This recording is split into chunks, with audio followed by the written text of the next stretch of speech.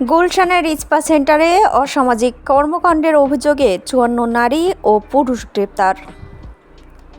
রাজধানীর গুলশানে ইস্পা সেন্টারের আড়ালে অনৈতিক ও অসামাজিক কার্যক্রম পরিচালনার অভিযোগে বিশেষ অভিযান চালানো হয় এবং সেই বিশেষ অভিযান চালিয়ে ৫৪ জন নারী ও পুরুষকে গ্রেপ্তার করেছে পুলিশ। গত বুধবার ১৯ আগস্ট রাতে গুলশান থানা এলাকার হট স্টোন ইস্পা ও ওয়ান সেলুন নামের দুটি প্রতিষ্ঠানে এই অভিযান চালানো হয়। পুলিশ সূত্রে জানা গেছে, ইস্পা ও সেলুনের আড়ালে দেহ ব্যবসা এবং নানা অপরাধমূলক তৎপরতা চলছে। এমনই গোপন তথ্যের ভিত্তিতে ওই দুটি প্রতিষ্ঠানে একযোগে অভিযান পরিচালনা করা হয়।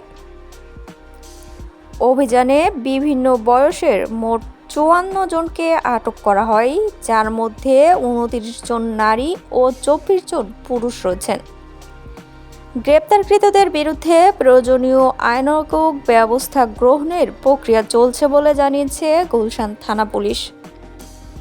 অভিযানের বিষয়ে গুলশান থানার ভারপ্রাপ্ত কর্মকর্তা ওসি দাউদ হোসেন জানান, গুলশান এলাকায় ইস্পা সেন্টারের আড়ালে কোনো ধরনের অবৈধ বা অনৈতিক কর্মকাণ্ড চলতে দেওয়া হবে না। অপরাধ নির্মূলে এ ধরনের অভিযান নিয়মিতই অব্যাহত থাকবে এবং এই অসামাজিক কার্যক্রমের বিরুদ্ধে পুলিশি প্রক্রিয়া সবসময় চালুই থাকবে।